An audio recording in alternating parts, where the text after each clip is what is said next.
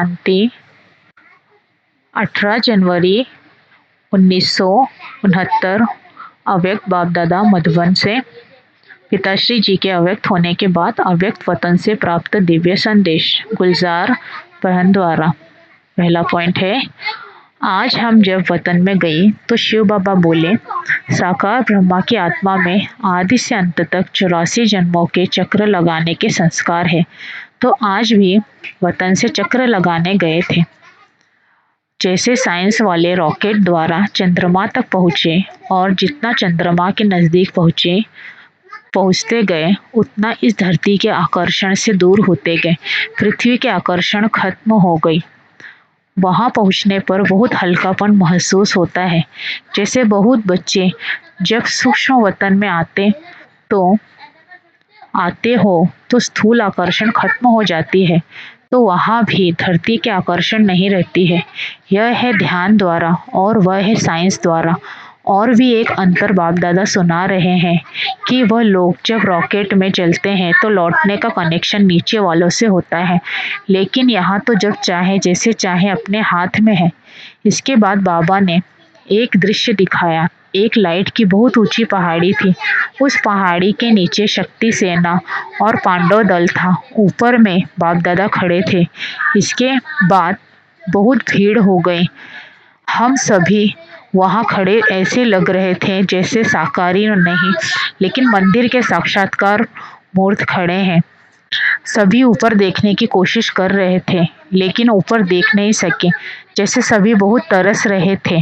फिर थोड़ी देर में एक आकाशवाणी की तरह आवाज़ आई कि शक्तियों और पांडवों द्वारा ही कल्याण होना है। उस समय हम सबके चेहरे पर बहुत ही रहमदिल का भाव था। उसके बाद फिर कई लोगों को शक्तियों और पांडवों से अव्यक्त ब्रह्मा का साक्षात्कार, शिव बाबा का साक्षात्कार होने लगा। फिर तो वह सीन देखने की थी। कोई हंस रहा था, कोई पकड़ने की कोशिश कर रहा था, कोई प्रेम में आंसू बहा रहा था, लेकिन सारी शक्तियां आग के गोले समान तेजस्वी रूप में स्थित थी। इस पर बाबा ने सुनाया कि अंत समय में तुम्हारा यह व्यक्त शरीर भी बिल्कुल स्थिर हो जाएगा। अभी तो पुराना हिसाब किताब होने के कारण शरीर अपनी तरफ खींचता है, लेकिन अंत में बिल्कुल स्थिर हो जाएगा। कोई भी हलचल न मन में न तन में रहेगी, जिसको ही बाबा कहते हैं देही अभिमानी स्थिति। दृश्य समाप्त होने के बाद बाबा ने कहा, सभी बच्चों को कहना कि अभी देही अभिमानी बनने का पुरुषार्थ करो। जितना सर्विस पर ध्यान है उतना ही इस मुख्य बात पर भी ध्यान रहे कि देही अभिमानी बनना है। दूसरा पॉइंट, आज जब मैं वतन में गई, दूसरा संदेश है, आज जब मैं वतन में गई तो बाप दादा हम सभी बच्चों का स्वागत करने के लिए सामने उपस्थित थे। और जैसे ही मैं पहुंची तो जैसे साकार रूप में दृष्टि से याद लेते थे, वैसे ही अनुभव द्वारा, लेकिन आज की दृष्टि में विशेष प्रेम के सागर का रूप इमर्स था। एक एक बच्चे की याद नैनों में समाई हुई थी। बाबा ने कहा, याद तो सभी बच्चों ने भेजी है, लेकिन इसमें 2 प्रकार की याद है। कई बच्चों की याद अव्यक्त है और कईयों की याद में अव्यक्त भाव के साथ व्यक्त भाव मिक्स है। 75 बच्चों की याद अव्यक्त थी, लेकिन 25 की याद मिक्स थी। फिर बाबा ने सभी को स्नेह और शक्ति भरी दृष्टि देते गिट्टी खिलाई। फिर एक दृश्य इमर्ज हुआ। क्या देखा, सभी बच्चों का संगठन खड़ा है और ऊपर से बहुत फूलों की वर्षा हो रही है। बिल्कुल चारों ओर फूल के सिवा और कुछ देखने में नहीं आ रहा था। बाबा ने सुनाया, बच्चे, बाप दादा ने स्नेह और शक्ति तो बच्चों को दी ही है, लेकिन साथ साथ दिव्य गुण रूपी फूलों की वर्षा शिक्षा के रूप में भी बहुत की है। परंतु दिव्य गुणों की शिक्षा को हर एक बच्चे ने यथाशक्ति ही धारण किया है। इसके बाद फिर दूसरा दृश्य दिखाया। 3 प्रकार के गुलाब के फूल थे। एक लोहे का, दूसरा हल्का पीतल का और तीसरा रियल गुलाब था। तो बाबा ने कहा, बच्चों की रिजल्ट भी इस प्रकार है। जो लोहे का फूल है, यह बच्चों के कड़े संस्कार की निशानी थे। जैसे लोहे को बहुत ठोकना पड़ता है, जब तक गर्म न करो, हथौड़ी न लगाओ तो मुड़ नहीं सकता। इस तरह कई बच्चों के संस्कार लोहे की तरह है, जो कितना भी भट्टी में पड़े रहे, लेकिन बदलते ही नहीं, दूसरे हैं जो मोड़ने से व मेहनत से कुछ बदलते हैं। तीसरे वह जो नेचुरल ही गुलाब है। यह वही बच्चे हैं जिन्होंने गुलाब समान बनने में कुछ मेहनत नहीं ली। ऐसे सुनाते सुनाते बाबा ने रियल गुलाब के फूल को अपने हाथ में उठाकर थोड़ा घुमाया। घुमाते ही उनके सारे पत्ते गिर गए और सिर्फ बीज का बीज रह गया। तो बाबा बोले, देखो बच्ची, जैसे इनके पत्ते कितना जल्दी और सहज अलग हो गए, ऐसे ही बच्चों को ऐसा पुरुषार्थ करना है जो एकदम फट से पुराने संस्कार, पुराने देह के संबंधियों रूपी पत्ते छट जाए और फिर बीज रूप अवस्था में स्थित हो जाए। तो सभी बच्चों को यही संदेश देना कि अपने को चेक करो कि अगर समय आ जाए तो कोई भी संस्कार रूपी पत्ते अटक तो नहीं जाएंगे। जो मेहनत करनी पड़े, कर्मातीत अवस्था सहज ही बन जाएगी या कोई कर्म बंधन उस समय अटक डालेगा। अगर कोई कमी है तो चेक करो और भरने की कोशिश करो। तीसरा संदेश है, आज बाबा को मधुबन में आने के लिए निमंत्रण देने के लिए गई तो बाप दादा के इशारों से अनुभव हुआ कि आज बाबा का विचार नहीं है। इतने में ही बाबा बोले, अच्छा बच्ची, सभी बच्चों ने बुलाया है तो बाप दादा बच्चों को सेवाधारी है। यह सुनकर संकल्प चला कि बाबा ने अभी अभी ना की और अभी अभी हाँ की क्यों। दिल के संकल्प को जानकर बाबा बोले, यह जानबूझकर कर्म करके बाबा सिखला रहे हैं कि तुम बच्चों को भी एक दो की राय, एक दो के विचारों को रिगार्ड देना चाहिए।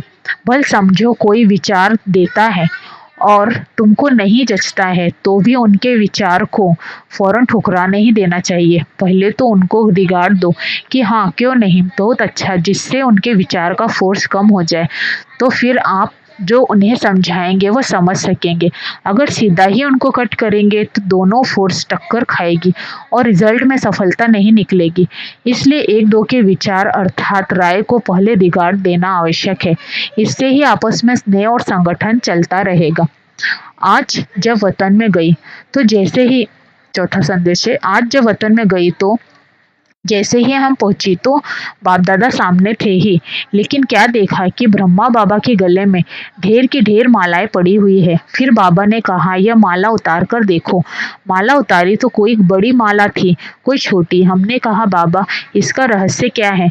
बाबा बोले, बच्ची, यह सभी के उल्हनों की माला है, क्योंकि हर एक बच्चे जब एकांत में बैठते हैं तो बाबा को स्नेह में उल्हना ही देते हैं। हर एक बच्चे ने बाप को उल्हनों की माला जरूर पहनाई है। बाबा ने कहा, बच्चों को ड्रामा भल याद है, लेकिन प्यारे ते प्यारी चीज तो जरूर है। तो अचानक ड्रामा को वंडरफुल देख हर एक बच्चा दिल ही दिल में उल्हाना देते रहते हैं। यूं तो ज्ञान बच्चों को है, लेकिन ज्ञान के साथ प्रेम का स्नेह भी है, इसलिए इन उल्हानों को गलत नहीं कहेंगे। फिर हमने पूछा, बाबा आपने इसका रिस्पॉन्ड क्या किया? तो बाबा बोले, जैसा बच्चा वैसा रिस्पॉन्ड। बाबा ने कहा, मैं भी रिस्पॉन्ड में बच्चों को उल्हानों की माला ही पहनाता हूँ। वह कौन सी? फिर बाबा ने सुनाया। जो बाप की आश बच्चों में थी वह साकार रूप में बाप को नहीं दिखलाई, जो जब अव्यक्त रूप में दिखलानी है। बाबा ने कहा, यह उल्हना भी मीठी रूहान है, यह भी एक खेलपाल बच्चों का है। साकार रूप में जो बाप दादा ने श्रृंगार कराया वह अब अव्यक्त वतन में बाप दादा देखेंगे। यह सीन पूरी हो गई। फिर भोग स्वीकार कराया। फिर मैंने बाबा से पूछा, बाबा आप सारा दिन वतन में क्या करते हो? बाबा ने कहा, चलो मैं तुमको वतन का म्यूजियम दिखाऊं। तुम तो म्यूजियम बनाने के पहले प्लान बनाते हो, बाबा का म्यूजियम तो 1 सेकंड में तैयार हो जाता है। फिर क्या देखा, एक बहुत बड़ा हॉल था। एक ही हॉल में हम बच्चे ढेर की ढेर मॉडल के रूप में खड़े थे। हमने कहा, बाबा यह तो हम ही म्यूजियम में खड़े हैं। बाबा ने कहा, बच्ची, बाबा का म्यूजियम यही है। अभी तुम जाकर एक मॉडल को देखो कि बाप दादा ने क्या क्या सजाया है। जैसे आर्टिस्ट मूर्ति को सजाते हैं, तो बाबा ने कहा, देखो बाप दादा ने क्या क्या सजाया है। हम जब मॉडल के पास गई तो हमको कुछ खास दिखाई नहीं पड़ा, पूरी सजी हुई मूर्ति दिखाई पड़ रही थी। बाबा ने कहा, जो मोटा श्रृंगार है वह तो साकार में ही बच्चों का करके आए हैं, परंतु अब अव्यक्त रूप में क्या सजा रहे हैं। सभी श्रृंगार तो है, जेवर भी है, परंतु जेवर में बीच में नग लगा रहे हैं। बाबा के कहने के बाद कोई कोई में जैसे एक्स्ट्रा नग दिखाई पड़े। बाबा ने कहा, बच्चों के प्रति मुख्य शिक्षा यही है कि अव्यक्त स्थिति में स्थित रहकर अव्यक्त भाव में आओ।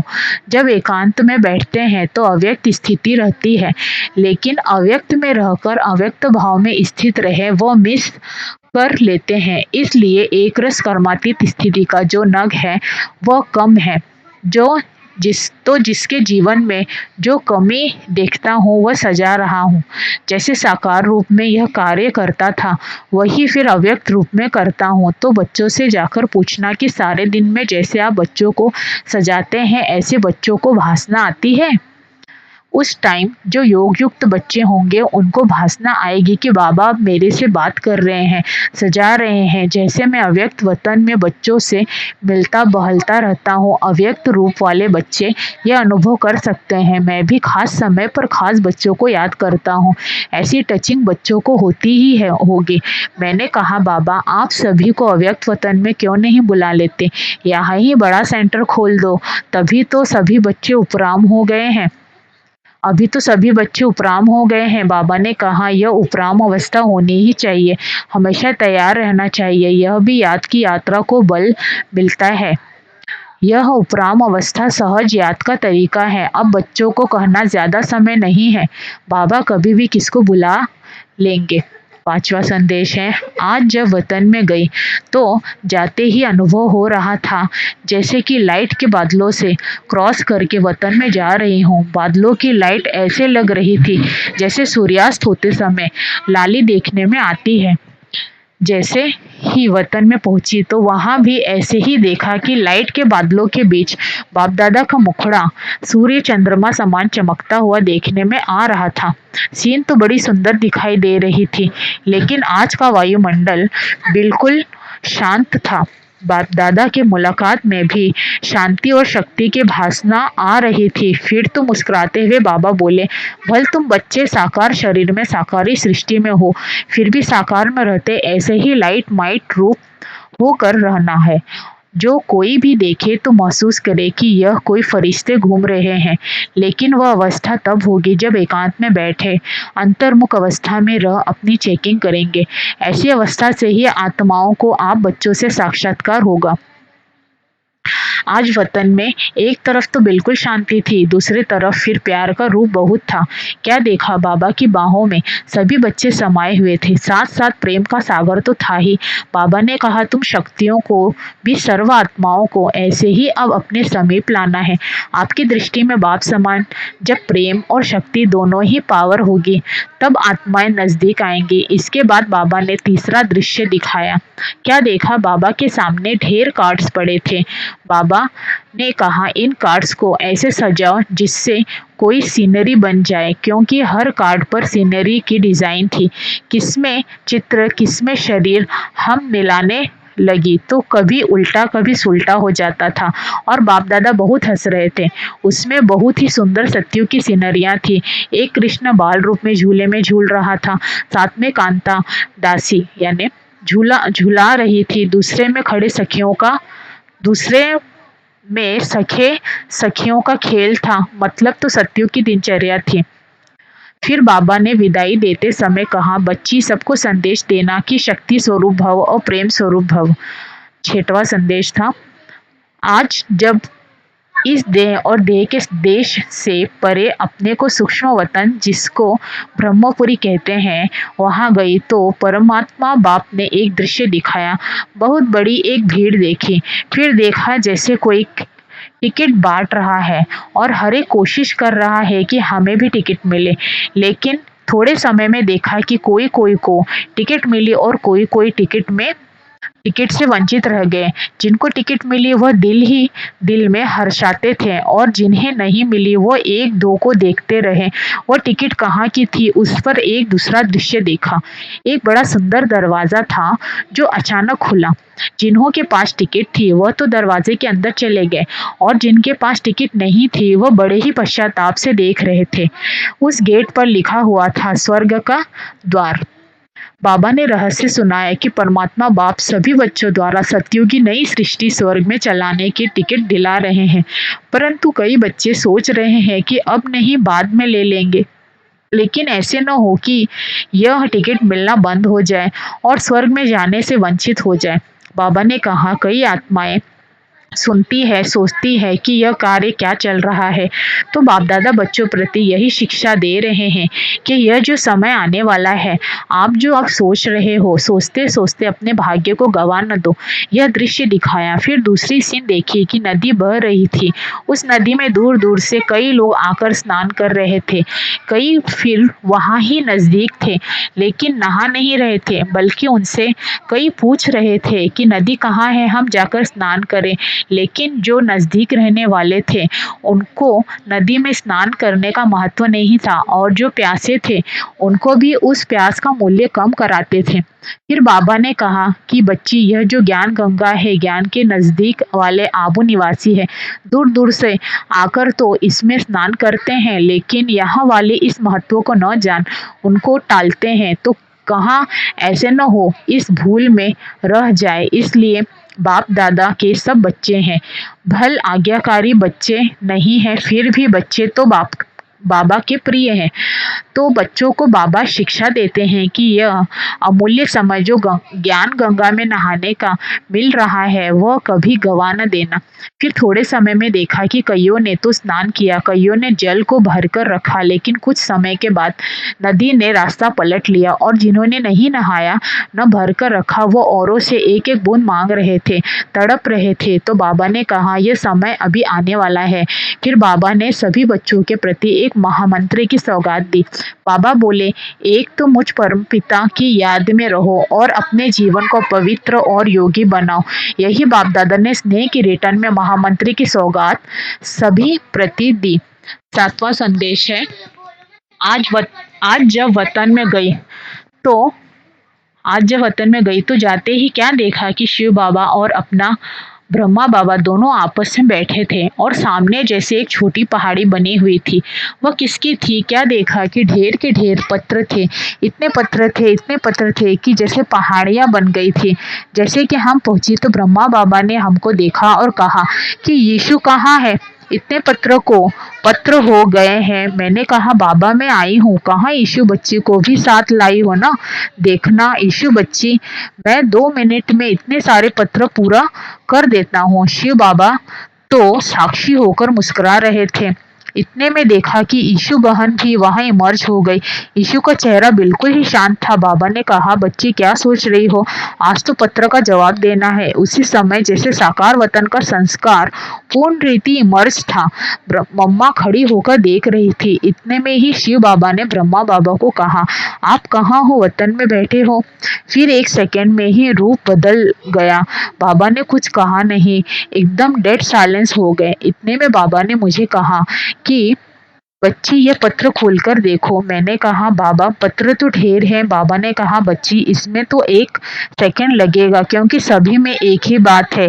इसके बाद बाबा ने सुनाया कि सभी पत्रों में बच्चों के उल्हने ही हैं। पत्रों में सभी उल्हने ही थे। अब देखना बाबा बच्चों को रिस्पॉन्ड करते हैं। देखना 1 सेकंड में मैं सभी को जवाब दे देता हूँ। फिर बाबा ने सभी पत्रों को का लाल अक्षरों में यहाँ माफिक ही पत्र लिखा। पत्र में क्या था? ब्राह्मण कुल भूषण स्वदर्शन चक्रधारी, ये रत्नों बच्चों प्रति समाचार यह है कि सभी बच्चों के उल्लंघनों के पत्र सूक्ष्म वतन में पाए। रिस्पॉन्ड में बाप दादा बच्चों को कह रहे हैं कि ड्रामा की भावी के बंधन में सर्व आत्माएं बंधी हुई है, सभी पाठ बजा रही है। उसी ड्रामा के मीठे मीठे बंधन अनुसार आज अव्यक्त वतन में पाठ बजा रहा हूँ। सभी बच्चों को दिल व जान, सिख व प्रेम से अव्यक्त रूप से याद प्यार बहुत बहुत बहुत स्वीकार हो। जैसे बाप की स्थिति है वैसे बच्चों को स्थिति रखनी है। यह है बाप दादा का पत्र। फिर बाबा को हमने भोग स्वीकार कराया। बाबा बोले, बच्ची आज कुछ नए बच्चे भी आए हैं, पहले मैं उन्हों को खिलाता हूँ। फिर वतन में बाबा ने सभी बच्चों को इमर्ज कर अपने हस्तों से जल्दी जल्दी एक एक दृष्टि भी दे रहे थे, हाथों से गिट्टी भी खिला रहे थे, लेकिन एक एक को एक सेकंड भी जो दृष्टि दे रहे थे उस दृष्टि में बहुत कुछ भरा हुआ था। उसके बाद फिर तीसरा दृश्य हमने देखा। बाबा को कहा कि सभी ने एक प्रश्न पूछने के लिए कहा है। बाबा ने कहा, जो भी प्रश्न है वो पूछ सकते हो। बाबा तो एक अक्षर में जवाब दे देगा। प्रश्न था, सभी पूछते हैं कि पिछाड़ी के समय आपने कुछ बोला नहीं। बाहर की सीन तो हम सभी ने सुनी थी, लेकिन अंदर क्या था वो अनुभव भी सुनना चाहते हैं। बाबा बोले, हाँ बच्ची, क्यों नहीं, अपना अनुभव सुनाएंगे। अच्छा लो सुनो। बच्ची बैठ तो सिर्फ बच्ची खेल तो सिर्फ 10-15 मिनट का ही था। उस थोड़े से समय में ही अनेक खेल चले, उसमें भिन्न भिन्न अनुभव हुए।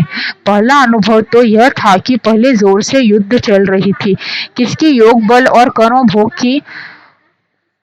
भोग भी फुल फोर्स में अपने तरफ खींच रहा था और योग बल भी फुल फोर्स में ही था। ऐसे अनुभव हो रहा था कि जो भी शरीर के हिसाब किताब रहे हुए हैं थे वह फट से योग अग्नि में भस्म हो रहे थे और मैं साक्षी हो देख रहा हूँ, जैसे अखाड़े में बैठ मल्ल युद्ध देखते हैं। मतलब तो दोनों का फोर्स पूरा ही था। उसके बाद बाबा बोले कि कुछ समय बाद कर्म भोग दर्द तो बिल्कुल निर्बल हो गया, बिल्कुल दर्द गुम हो गया। ऐसे ही अनुभव हो रहा था कि आखिरी में योग बल ने कर्म भोग पर जीत पा ली। उस समय 3 बातें साथ साथ चल रही थी। वो कौन सी? एक तरफ तो बाबा से बातें कर रहा था कि बाबा आप हमें अपने पास बुला रहे हो। दूसरे तरफ यूं तो कोई खास बच्चों की स्मृति नहीं, लेकिन सभी बच्चों ने स्नेह की याद शुद्ध मोह के रूप में थी। बाकी शुद्ध मोह की रग वह यह संकल्प की छुट्टी नहीं ली, वह और कोई भी संकल्प नहीं था। तीसरी तरफ यह भी अनुभव हो रहा था कि कैसे शरीर से आत्मा निकल रही है। कर्मातीत न्यारी अवस्था जो बाबा ने पहले मुरली भी चलाई कि कैसे बाबा होकर सन्नाटा हो जाता है, वैसे ही बिल्कुल डेड साइलेंस का अनुभव हो रहा था और देख रहा था कि कैसे एक एक अंग से आत्मा अपने शरीर शक्ति छोड़ती जा रही है। तो कर्मातीत अवस्था की मृत्यु क्या चीज है वह अनुभव हो रहा था। यह है मेरा अनुभव। फिर हमने बाबा को कहा कि बाबा सभी बच्चे करते हैं, अगर हम सभी सामने होते तो बाबा को रोक लेते। तो बाबा ने कहा, बच्ची रोक लेते तो यह ड्रामा कैसे होता। फिर हमने कहा, बाबा यह सीन कैसे यह सीन जैसे अब तो आर्टिफिशियल लग रही है, रियल ड्रामा नहीं लगता। बाबा ने कहा कि बच्ची, ये स्नेह की मीठी तार जुटी होने के कारण तुमको अंत तक यह वंडर ही देखने में आएगा। और अब तक भी तो संबंध है, बल साकारत गया है, लेकिन ब्रह्मा के रूप में अव्यक्त पाठ बजा रहे हैं। बाबा ने कहा, मैं भी कभी साकार वतन में चला जाता हूँ। फिर शिव बाबा पूछते हैं, कहाँ बैठे हो? यहाँ बैठे, जैसे साकार वतन में यह मकान बन रहा है वहां तक जाता हूँ। मैंने कहा, बाबा कभी कभी लगता है कि जैसे बाबा चक्र लगा रहे हैं। बाबा ने कहा, मैं चक्कर लगाता हूँ तो वह भासना तो बच्ची को आएगी ही, मतलब तो रूह रूहान हो रही थी। फिर बाबा ने एक दृश्य दिखाया, जैसे एक चक्र के अंदर बहुत चक्र दिखाई पड़े। चक्र का ढंग ऐसे बनाया था कि उस चक्र से निकलने के 4-5 रास्ते दिखाई पड़े, परंतु निकल न पाए। सिर्फ ब्रह्मा बाबा का यह दिखाया कि चक्र में चलते चलते पॉइंट 0 पर खड़े हो गए, निकले नहीं। बाबा ने समझाया कि यह है ड्रामा का बंधन। ब्रह्मा भी ड्रामा के सर्कल से निकल नहीं सकते, ड्रामा के बंधन से कोई भी निकल नहीं सकते। उस 0 पॉइंट तक पहुंच गए, लेकिन फिर भी ड्रामा का मीठा बंधन है, जिस मीठे बंधन का खेल के रूप में दिखाया। फिर मिश्री बादामी खिलाई, छुट्टी दी, बोला, आओ बच्ची, टाइम हो गया है। 8वां संदेश है, आज जब वतन में गई तो कोई भी नजर नहीं आ रहा था। दूर से कोई जैसे आवाज आ रही थी। ऐसे लग रहा था जैसे कोई खास कार्य हो रहा है। मैं पहले तो कुछ रुकी, लेकिन फिर आगे चलकर क्या देखा, शिव बाबा, ब्रह्मा बाबा, मम्मा और विश्व किशोर चारों ही आपस में बातचीत कर रहे थे और बहुत प्लान उनके आगे रखे थे, जिसमें कुछ निशान निशान आदि दिखाई दे रहे थे, लेकिन समझ में नहीं आया। मम्मा सभी बच्चों का हालचाल पूछ रही थी। मैंने कहा, मम्मा आपने बाबा को भी बुला लिया? मम्मा बोली, मम्मा भी नहीं चाहती थी बच्चों से माता पिता का साकारी साथ छूटे, लेकिन ड्रामा। फिर मैंने बाबा से पूछा, बाबा यह प्लान्स आदि क्या है? बाबा बोले, बच्ची जैसे मार्शल के पास सारे नक्शे रहते हैं कि कहाँ कहाँ क्या क्या हो रहा है, आगे क्या होना है, वैसे यह भी स्थापना के कार्य की ही बातचीत चल रही थी, जो फिर सुनाएंगे। इसके बाद एक दृश्य दिखाया जिसमें 3 संगठन थे। एक तो देखा लाल लाल चींटियां जो आपस में गेंद के माफी इकट्ठी हो जा रही थी। दृश्य ऐसा था जो ब्रह्मा बाबा ने शुरू शुरू में देखा था। दूसरे संगठन था मूल वतन में आत्माएं क्षमा रूप में भी। तीसरी संगठन हम ब्राह्मणों का था, जो सभी सर्किल रूप में बैठे थे और बीच में बाप दादा थे। वह ऐसे लग रहा था जैसे फूल के बीच में बुर होता है और चारों ओर पत्ते होते हैं। इसका रहस्य बाबा ने बताया कि बच्चे जब प्रत्यक्षता शुरू हुई तो भी संगठन में देखा, अंत में भी आत्माओं को संगठन रूप में ही रहना है, और जब मध्यम में भी संगठन है, संगठन की शक्ति है, तो कोई भी हिला नहीं सकता। देखो बाप दादा ने कहाँ कहाँ से चुन चुनकर संगठन बनाया है, तो बच्चे भी जब संगठन में चलेंगे तो माया का वार नहीं होगा। जैसे गुलाब का फूल व कोई भी फूल होता है तो उनको योग्य स्थान पर रखेंगे, और अकेला पत्ता होता है तो हाथ से जल्दी मसल देंगे। तो बच्चों का भी संगठन रूपी गुलदस्ता होगा तो विजय प्राप्त करते रहेंगे, कोई वार नहीं कर सकेगा। ऐसे कहते बाबा ने कहा कि सभी बच्चों को कहना कि संगठन ही सेफ्टी का साधन है। आज नवा संदेश है। आज जब वतन में गई तो बाप दादा दोनों बहुत बिजी थे। क्या देखा, दोनों के आगे बहुत से फूल भी थे और पत्ते भी थे। जैसे गुलदस्ते में फूल भी डाले जाते हैं और पत्ते भी डाले जाते। फूल 2-3 प्रकार के अलग अलग थे। उनको देख रहे थे और छाट रहे थे। तो बाप दादा दोनों उसी ही कार्य में बिजी थे। मुझे देखा भी नहीं। जब मैं नजदीक गई तो मुझे देख मुस्कुराया और कहा कि मैं सारा दिन बिजी रहता हूँ। देखो बच्ची, कितनी बड़ी कारोबार चल रही है। यह फूल पत्ते 3 काटिली के अलग अलग करके रखे थे, सॉरी क्वालिटी के अलग अलग करके रखे थे। पहले बाबा ने मुझे फूल दिखाए जिनकी संख्या बहुत कम थी, फिर बीज की क्वालिटी दिखाई जिसमें फूल बहुत थे, लेकिन साथ में थोड़े पत्ते भी लगे थे। फूल अच्छे थे, लेकिन जो पत्ते लगे हुए थे वो कुछ डिफेक्टेड थे। तीसरी क्वालिटी में फिर पत्ते जास्ती थे और फूल बहुत ही कम थे। इस पर बाबा ने मुझे समझाया कि यह पहली क्वालिटी जिसमें थोड़े फूल हैं, यह वह बच्चे हैं जो बिल्कुल दिल पर चढ़े हुए हैं, और ऐसे दिल वाले अनन्य बच्चे बहुत ही थोड़े हैं। दूसरे नंबर वाले बच्चे हैं बहुत अच्छे, परंतु थोड़ा कुछ कमी है। फूल बने हैं लेकिन थोड़ी कमी है। बाकी तीसरी क्वालिटी के हैं प्रजा, उनमें कोई फूल निकलता है जो पीछे जाने वाला है, बाकी सब है प्रजा। तो दो ऊपर की क्वालिटी बच्चों की है। बाप दादा जब गुलदस्ता सजाते हैं, जब गुलदस्ता सजाया जाता है तो सिर्फ फूल डालने से गुलदस्ता नहीं शोभता, उसमें कुछ पत्ते भी चाहिए। तुम फूल हो लेकिन तुम्हारे साथ पत्ते भी चाहिए। तुम राजा बनेंगे तो प्रजा भी चाहिए ना, तो प्रजा रूपी पत्तों के बीच में फूल शोभता है। तो यहाँ बैठ तुम बच्चों का गुलदस्ता बनाता हूँ और देखता हूँ कि एक फूल ने कितनी प्रजा बनाई है। जिसने जास्ती प्रजा बनाई है उनका गुलदस्ता भी शोभता है। फिर बाबा ने एक प्रश्न पूछा कि जब कोई देवता पर फूल चढ़ाते हैं तो सिर्फ फूल चढ़ाते, पत्ते निकाल देते हैं क्यों? पत्ते तो फूल का शो होते हैं, फिर पत्ते क्यों निकाल देते हैं? फिर बाबा ने सुनाया कि तुम बच्चों से ही यह सारी रस्म रिवाज होती है। जब तुम पहले अर्पण हुए तो अकेले थे, लेकिन फूल को अगर कुछ समय रखना हो तो पत्ते साथ में होंगे तो रख सकेंगे। वैसे ही जब तुम पहले अर्पण हुए तो तुम अकेले फूल अर्पण हुए हो। फिर तुमको 21 जन्मों के लिए अविनाशी चलना है तो प्रजा रूपी पत्ते भी लगाए जाते हैं। पहले तुम आए तो प्रजा नहीं थी, लेकिन अब तो तुम फूलों की शोभा ही प्रजा रूपी पत्तों से है। इसलिए बाप दादा कहते हैं प्रजा बनाओ। 10वां संदेश है, आज जब मैं वतन में गई तो ऐसे लगा जैसे कोई सूर्य के नजदीक जाए तो सूर्य की गर्मा इस या गरमाइश या प्रकाश तेज आती है। ऐसे ही आज वतन में जैसे ही आगे बढ़ते गए तो ऐसे अनुभव हुआ जैसे कोई भट्टी के आगे जाते हैं। आज बाबा लाल लाल लाइट में जैसे अव्यक्त फीचर में दिखाई दे रहे थे और सूर्य के समान किरणें निकल रही थी। क्या देखा कि नीचे बहुत बड़ी सभा है।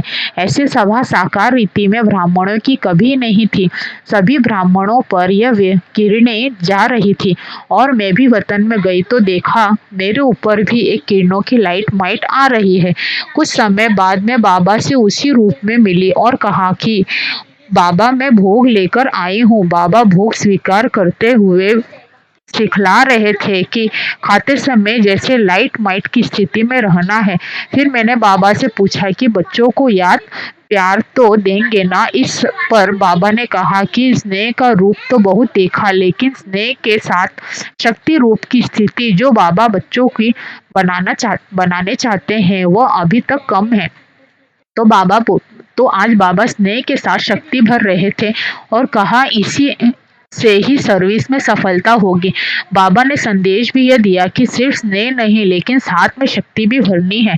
जो बाबा ने खुद दृश्य में दिखाया कि बच्चों को इस सृष्टि को लाइट माइट की किरणें देनी है। इतने दिन बाबा की स्नेह के रूप से मिलन था, लेकिन आज स्नेह के साथ लाइट माइट का रूप था तो मैं उसे लेने में ही तत्पर हो गई और वापस साकार वतन में आ गई। 11वां संदेश है, आज जब मैं वतन में गई तो जैसे एक सभा लगी हुई थी, क्लास हो रही थी। पहले तो मैं धीरे धीरे आगे बढ़ने लगी। बाप दादा ने नैनों से स्वागत किया, फिर बोले बच्ची इन सबसे मुलाकात करो और यह भोग सभी को खिलाओ। तो क्या देखा, जो आत्मा एडवांस में शरीर छोड़कर गए हैं उन सभी को इमर्ज कर बाबा क्लास करा रहे थे। फिर सभी को मधुबन का ब्रह्मा भोजन स्वीकार कराया। उस संगठन में सभी गई हुई आत्माएं थी। फिर मैंने एक दृश्य देखा, बहुत मकान बन रहे थे और जैसे मकान में जब छत पड़ती है तो उसको बहुत आधार देते हैं, फिर जब सीमेंट पक्का हो जाता है तो वह आधार लकड़ी पट्टी आदि निकाल देते हैं। तो इस तरह मकान बनने की छत भरने की कारोबार बहुत जोर शोर से चल रही थी। तो मैं इस मकान को देखती रही और बाबा गायब हो गया। बाबा ने एक यह दृश्य कि मकान बनाने के लिए पहले आधार दिया जाता है, फिर आधार निकाला जाता है। ऐसे ही दृश्य देखते यहाँ पहुँच गए। 12वां संदेश था, आज जब मैं वतन में गई तो बाबा नहीं दिखाई दिए। थोड़ी देर के बाद बाबा को देखा तो मैंने पूछा आप कहाँ गए थे? बाबा बोले आज गुरुवार का दिन है तो सभी बच्चों के पास चक्र लगाने गए थे। वैसे तो साकार रूप ने इतने थोड़े समय में सब जगह नहीं पहुंच सकता था। अब तो अव्यक्त वतन में अव्यक्त विमान द्वारा रॉकेट से ही जल्द पहुंच सकते हैं। हमने कहा बाबा आपने चक्र लगाया तो उसमें आपने क्या देखा? बाबा ने कहा मेजॉरिटी बच्चे अभी तक स्नेह में अच्छे लग रहे थे और बहुत ऐसे भी हैं जिन्हों के अंदर कुछ संकल्प भी है कि ना मालूम अब क्या होगा, परंतु संगठन के सहारे अब तक ठीक है। बाबा ने कहा कि स्नेह के आधार पर जो बच्चे अभी तक ठहरे हुए हैं तो अब स्नेह के साथ ज्ञान का फाउंडेशन जरा भी ढीला हुआ तो बच्चों पर वायुमंडल का असर बहुत सहज हो सकता है। इसलिए हर एक बच्चे को अपनी चेकिंग करनी है। फिर भी व्यक्त देह में हो तो स्नेह में पहले फोर्स अच्छा रहता है, लेकिन इस स्नेह पर फिर जैसे जैसे दिन बढ़ते जाएंगे तो वायुमंडल का असर जल्दी पड़ सकता है। स्नेह में भल कहते हैं कि शिव बाबा कल्याणकारी है, या बाबा ने जो किया है वह ठीक है। स्नेह के वश संकल्प बंद किया है। स्नेह की रिजल्ट मेजोरिटी के अधिक है। वायुमंडल का असर हमारे पर न हो और हमारा असर वायुमंडल पर हो तब कायदे मुजीब चल सकते हैं। हमने कहा कि बाबा हमारे पास तो ज्ञान की ही बातें चलती है। तब बाबा ने कहा बच्ची ज्ञान के फाउंडेशन से अपने को संतुष्ट रखें, ऐसे बच्चे थोड़े हैं। तो आज बाबा ने यह रिजल्ट बताई और कहा कि सभी को जाकर सुनाना कि वायुमंडल को हमें चेंज करना है, न कि वायुमंडल हमें चेंज करे। फिर भोग स्वीकार कराने के बाद बाबा ने एक सीन दिखाई। एक बहुत बड़ा हॉल था। उस हॉल में चारों ओर से बहुत बदबू आ रही थी। उस कमरे में 2-3 बहुत अच्छी खुशबूदार अगरबत्ती जल रही थी। धीरे धीरे अगरबत्ती की खुशबू ने बदबू को दबा दिया। बाबा ने सुनाया, देखो बच्ची, चारों तरफ बदबू का वायुमंडल था, लेकिन इतनी सी अगरबत्ती ने वायुमंडल को बदल दिया। तो तुम बच्चों पर जब देखो कि वायुमंडल का असर होता है तो अगरबत्ती का मिसाल सामने रखो कि हम सर्वशक्तिवान बाप के बच्चे हैं। अगर वायुमंडल का असर हमारे पर आए तो इससे तो अगरबत्ती अच्छी है। जब तक बच्चे पावरफुल खुशबूदार बनेंगे तब यह जब तुम बच्चे पावरफुल खुशबूदार बनेंगे तब यह वायुमंडल दब जाएगा। बाबा ने कहा, अब हर एक बच्चे को शिक्षा तो मिली है। शिक्षा भी सभी बच्चे मीठे रूप से सुनते हैं, लेकिन जैसे मीठे रूप से सुनते हो उसी मीठे रूप से धारणा भी करना है। मीठापन चिपकता बहुत जल्दी है। जो ऐसे मीठा बनेंगे तो बाप से चिपक जाएंगे। याद और मीठापन नहीं होगा तो अलग अलग रहेंगे। जैसे नमकीन चीज आपस में कभी नहीं मिलती है, तो जो ऐसे होंगे उनकी अवस्था योग युक्त नहीं रहेगी। अब ऐसे जैसे बच्चों ने सुना वैसे ही धारण करेंगे तो बहुत बल मिलेगा। आज जब मैं वतन में गई तो बाप और दादा दोनों सामने खड़े थे और जाते ही नैनों की मुलाकात से सभी की जो याद प्यार ले गई भी थी वह दी। जैसे ही मैं याद दे रही थी तो साकार बाबा ने मेरा हाथ पकड़ा। उस हाथ पकड़ने में न मालूम क्या जादू था। ऐसे अनुभव हुआ जैसे सागर में कोई स्नान करता है। ऐसे थोड़े समय के लिए मैं प्रेम के सागर में लीन हो गई। उसके बाद हमने ऑलमाइटी बाबा की तरफ देखा तो बाबा ने कहा, बच्ची, बाप में मुख्य 2 गुण जो है वह बच्चों ने साकार रूप में अनुभव किया है। वह 2 गुण कौन से हैं? जितना ही ज्ञान स्वरूप उतना ही प्रेम स्वरूप। तो बच्चों को भी यह 2 गुण अपने हर चलन में धारण करने हैं। फिर मैंने बाबा से पूछा कि पहले वतन में जो गए हुए बच्चों का इतना संगठन था, इसका रहस्य क्या था? बाबा ने कहा, पूरा राज तो बाद में चलकर सुनाएंगे, लेकिन साकार रूप से जो कोई सर्विस अर्थ या कुछ हिसाब किताब चुकतू करने अर्थ चले गए हैं, उन बच्चों से मुलाकात करने के लिए बुलाया था। बाबा उनसे हालचाल पूछ रहे थे कि कौन कौन किस रीति से, किस रूप से क्या क्या कर रहे हैं।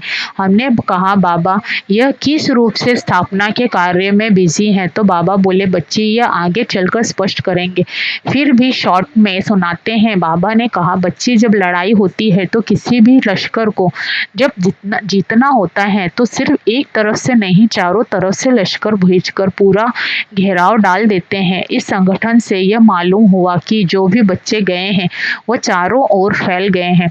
अभी चारों तरफ स्थापना की नींव पड़ गई है, बाकी अब ऑर्डर देने की जरूरत है। फिर बाबा ने 4 स्टेजेस की एक सीढ़ी दिखाई। पहली स्टेज दिखाई ज्ञान, सुनना, सोचना, समझना और निश्चय करना। कोई सोच करता है, कोई मंथन करता है। दूसरी स्टेज बताई कि अंत समय कैसे विनाश हो रहा है, कहाँ बाढ़ से डूब रहे हैं, कहाँ क्या हो रहा है, लेकिन शक्ति दल और पांडव बिल्कुल अडोल खड़े हैं। तीसरी स्टेज दिखाई कि आत्माएं जैसे निकलकर परम धाम में गुब्बारे माफिक जा रही हैं। फिर परम धाम की सीन भी बाबा ने दिखाई। चौथी सीन स्वर्ग की दिखाई। स्वर्ग में आत्माएं कैसे छोटे छोटे बच्चों में प्रवेश हो रही हैं।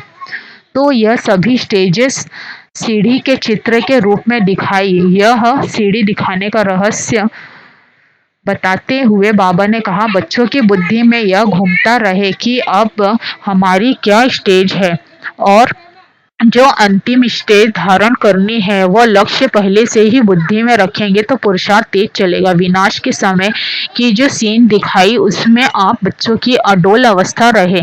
फिर बाबा ने हमें ढेर हीरे हाथ में दिए और कहा इन हीरो का टीका सभी बच्चों को लगाना। यह हीरे क्यों दे रहा हूँ क्योंकि हीरे मिसल आत्मा मस्तक में रहती है तो हर एक आत्मा सच्चा हीरा बन चमकती रहे। यहाँ हमारा संदेश पूरा होता है। अच्छा, ओम शांति।